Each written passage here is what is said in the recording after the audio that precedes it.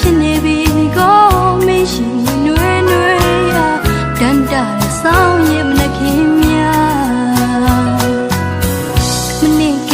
ဒီနေရာဒီလိုဟဲမဆောင်းလေးမှာဝင်းနေပွင့်ွေကြခုံတဲ့ရလေးပေါ်မှာဒူရှင်ထံပြောခဲ့ဘူးတဲ့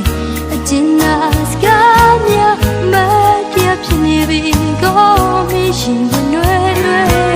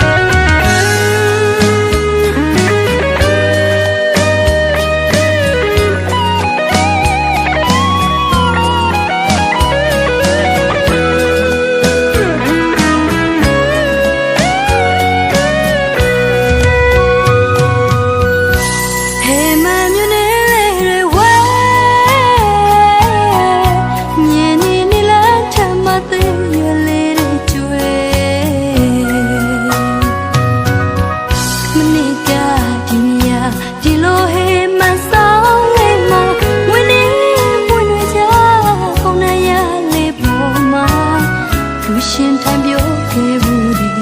အကျဉ်းနာစကားများမတရားဖြစ်နေပြီကိုမရှိနွယ်နွယ်